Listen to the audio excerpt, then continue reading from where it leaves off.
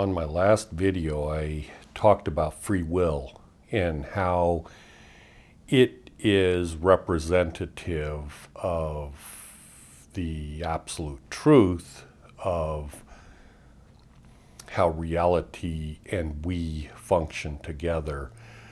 But after that, which was just a few days ago, I realized that there's another concept that is referred to as determinism, or the people are determinists, which is a more scientific point of view of reality that I didn't address at all. And so I wanted to address that because it's a really important aspect, or shall I say it's a very conflicting aspect of free will. And it was kind of interesting because there's this one extremely well-educated person with multiple PhDs, and he said something like he took his PhD in determinism of some sorts and everything, and he said, when I got done with my PhD, I don't know any more about how it actually works than before I started. So there's an honest person. So what is a determinist concept of how reality is? Well, a determinist is like, it's like math. 1 + 1 = 2, or there's a sequence, 1, 2, 3, 4, 5, that sort of thing. A determinist point of view is gravity. There's rules that exist in this physical realm. So when things are put in motion, they continue in motion until something acts upon it, be it gravity or some other force or whatever. And everything is interconnected. And so from a determinist point of view, we do not have free will. What we do have is we are just part of the whole universe, and it appears that we have free will, but in fact we do not have free will, but that there might be parallel universes and this parallel realms, and there's an infinite number of choices. Nevertheless, these are all predetermined if you take it down to the nth degree, so to say. Well, of course, in my personal experience, that is not true. In a sense, it's not true. In a sense, it is true, but not in a sense where we, human beings, exist. It isn't true. Well, actually, it is and it isn't too, but let me just explain. So, if you go by the things I've said in the past about free will, that's appealing to people that are into spirituality. So you sit in a group at Sangha with a bunch of gurus, one guru or a bunch of followers, or church, or whatever the case may be. That is a spiritual setting. And then, of course, there's the scientific setting where you have philosophers and all kinds of scientists that study the brain and trying to correlate that with the mind and human nature, and et cetera, et cetera. That's another aspect. And so you've got the spiritual and you have the scientific. And the problem is I'm almost always, focused on the spiritual side. And I, a lot of times, don't pay a whole lot of attention to the scientific side, but there's a lot of validation there. But therein lies the conflict, and that's why I conflict with all the religions of the world, et cetera, because the satanic side of spirituality tries as hard as it can to force spirituality over to the philosophical and scientific side of reality. Maybe because, well, not maybe, it's for a multitude of reasons. But the problem with it is when you take what I say and you study it and you believe it and you go with that, you appear to be a crackpot. You appear to be delusional. They can point fingers at you and say, well, that guy's an idiot, or he's into a spirituality. We can't really give a whole lot of credence to that because they're just into spirituality.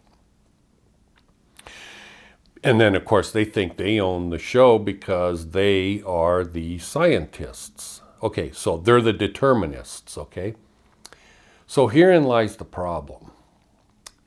You have two realities coexisting on, it's like you have the reality of spirituality and you have the physical reality.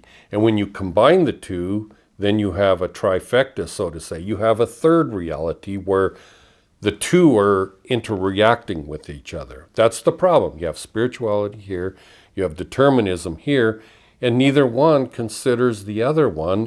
But the reality is, in this reality in which we exist, the two are interacting with each other, and that is almost never taken into consideration, both by the spiritual side and by the determinist side, because the determinists are correct.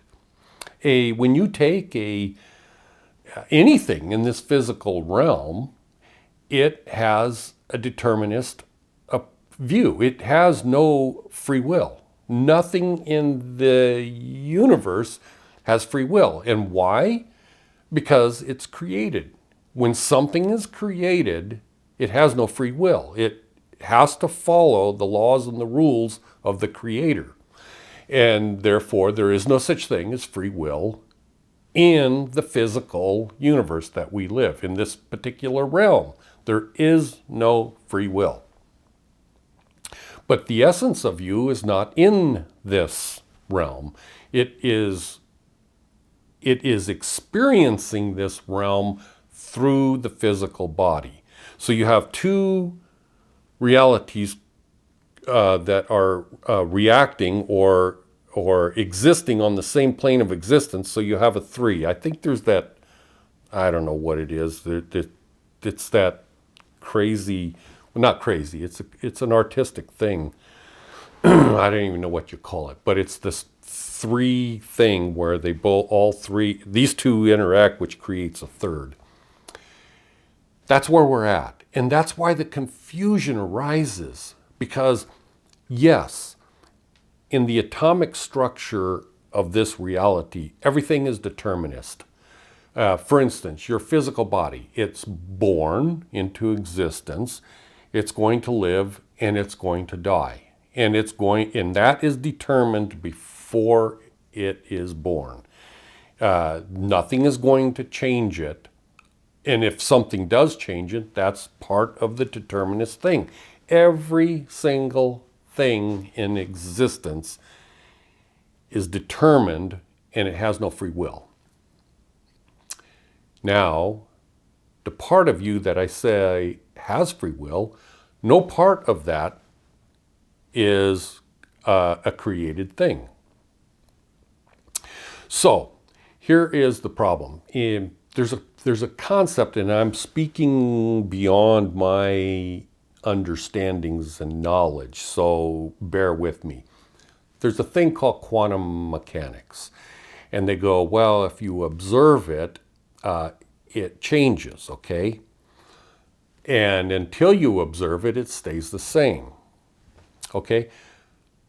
So the observer is the thing that changes quantum mechanics. Now, that's because this realm was created as a medium for the spirit or the essence of you to interact with. And so the observer is the essence in the body observing, and it alters reality. So quantum mechanics says that when you observe something, it can change. So that is what's happening. You have a determinist reality, and then you have a free will reality reacting with the determinist, and you get change. Does that make sense? You can actually change things by observing it. But a rock that doesn't have consciousness, that is observing something, is not going to change it. The only thing that will change it is when something that has free will observes it. This is why voice is coming out of my body. This is why my hands are moving. This is why I can pick things up. That is on a level of quantum mechanics that is happening at the speed of light. And it is happening, I mean, 1 trillion things are happening every second as I interact with the quantum mechanic world, which if I wasn't in my body, it would just be, static. It wouldn't be able to do anything. It would be like a rock, okay? It would essentially be dead. But because I interact with it, I can make it do things. And every time I make my hands move and my voice and everything, that's a form of quantum mechanics taking place, because the free will part of, or not part, the free will of me is causing quantum mechanics to take place on this plane of existence. And the reason that is because time does not exist on the level of free will. Time does not exist on the level of essence, in Brahman, in all of these things that are outside the realm of this physical reality. Time does not exist. But in this reality, time does exist, okay? Now, to express one other thing that's kind of bizarre is, and that has to do with free will, determinism, and stuff like that. Xenos, Z-E-N-O, or Xenos paradox. You should look that up. Anyways, there's a concept that, and this is why it disproves this reality. What it does is it, or shall I say, it proves that this reality doesn't exist, that this reality is an illusion. Now, if that ever gets into your head and you actually experience it and understand it, at that point, everything will explode in your consciousness, and you will be like the Buddha, enlightened. So here is the concept, okay? A red light, you're sitting at the stoplight, okay? And it's red. And it turns green and you're able to go. That's impossible. Absolutely nothing can change. And that the reason being is because there is no Max Planck dimension. There is no digitized reality. It's like smooth movements and stuff that it's like everything is smooth and like, for instance, in reality, I know I'm talking weird stuff here, but in reality, my two hands cannot pass each other because the distance gets smaller and smaller and smaller and smaller and smaller and smaller, and the dimensions get smaller until you reach Max Planck dimension of a Planck length. And once you reach a Planck length, there is no smaller dimension, and so consequently, there's no way to divide it further. And yet, this proves beyond shadow of a doubt that it does, because you move your hands, and my hands just passed each other, okay? So when my hands passed each other, that distance got smaller and smaller and changed, and it went into another dimension. Now, I know I'm talking weird here, and it sounds weird to you, but if you could grasp what I'm saying, it would be like unbelievably monumental beyond your imagination. You cannot imagine the thing I'm talking about. Most people would just sit there and watch this and go, well, this guy's an idiot. I mean, obviously, if you're thinking that, you're not understanding what I'm saying, because what I'm saying is monumentally complex, because it blows the hell out of reality. It blows the hell out of 1 + 1 = 2. 1 + 1 does not equal 2. There is no such thing as 1 and a 2. There's no such thing as time. There is no such thing as dimension. None of that exists. That's an imaginary reality created by God. God created reality. It's an illusion. It isn't real, and you can prove it's not real by just moving your hands like that. That in itself proves beyond shadow of doubt. If you could understand what I'm doing right here, if you could understand that and experience that, you would be like the Buddha, that enlightened. That's what would happen. It would just blow your mind.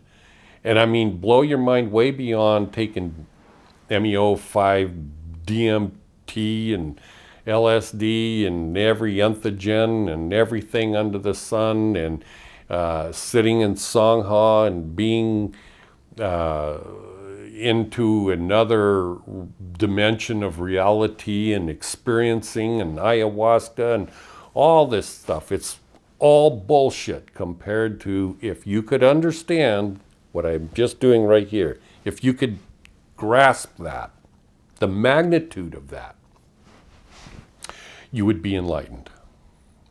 And of course, once that happens, it realigns everything you've ever learned in your entire life, and your brain just starts exploding with knowledge and wisdom, because everything starts making sense. And then, of course, it takes a lifetime to understand the whole realignment of what reality really is. I got off the track there.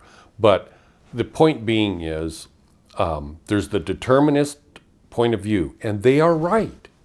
But they're only right from a physical standpoint. And I was just talking about physicality doesn't exist. It's a figment of God's imagination.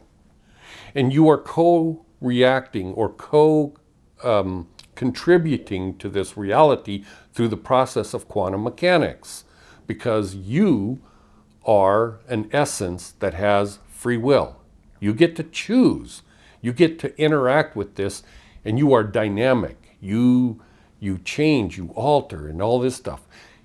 And I've talked about the atonement of Jesus before. That's a concept that it's almost like a fourth dimension, because I was saying you've got the spiritual side and you've got the physical side, and then you've got this side here, this thing, and that's what I'm talking about right now.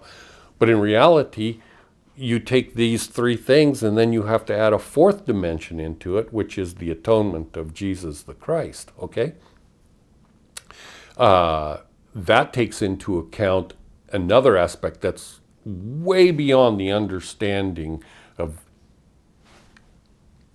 any professor of religion I have ever studied. There's nobody on the planet Earth that understands the concept of the atonement of Jesus Christ correctly. To say correctly, no, they don't even understand it. Because again, this is one of those things that if you study it and you go to the greatest spiritual minds or religious minds or the Catholics, or I don't care who you go to, they'll eventually get to the point where they'll go, what's my favorite term they use? Somehow, yeah, there you go.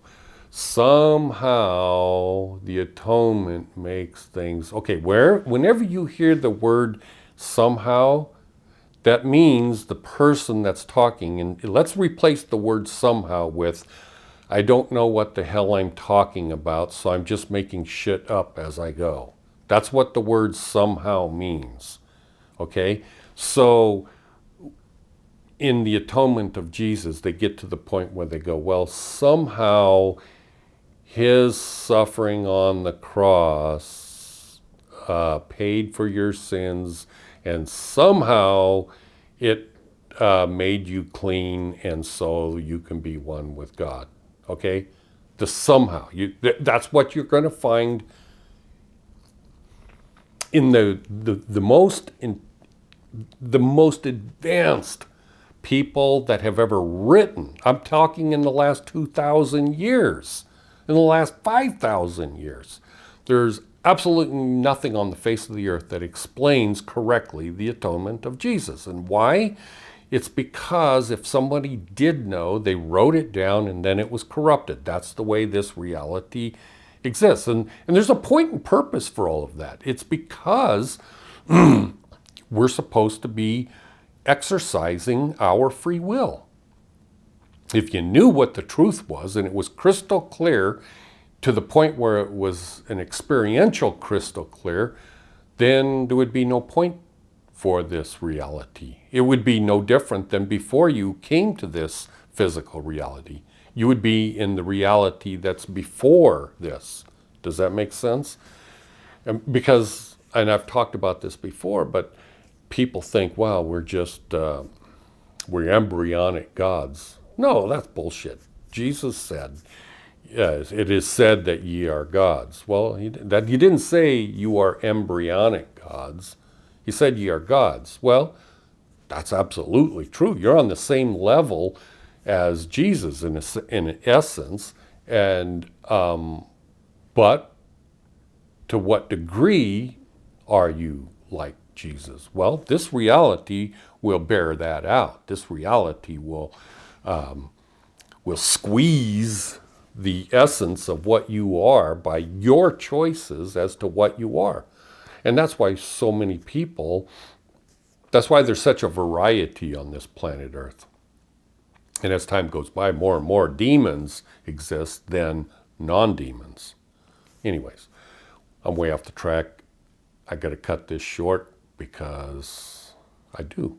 Anyways, again, thank you for watching. I hope that explains the other side, because I've been in those shoes before. I don't like to, even if you're right, for instance, I go, well, free will is a spiritual concept, and I explain it and blah, blah, blah. But the determinists, they did just roll their eyes and go, well, you don't understand quantum mechanics, and you're an idiot because you don't understand the science behind it and everything. Yeah, I do understand the science behind it. I do understand the quantum mechanics of why quantum mechanics work. They don't even understand why, the scientists don't even understand why quantum mechanics works. They use the word somehow. Yeah, you know what I said about somehow.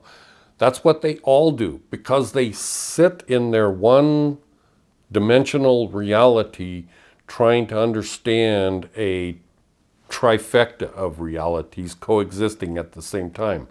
And they won't interact with each other. You see? That's the problem. You have to be more than just one or two-dimensional thinking. You have to, and of course your brain is incapable of thinking three-dimensional, but your mind, they talk about that is consciousness. Well, consciousness is the interacting.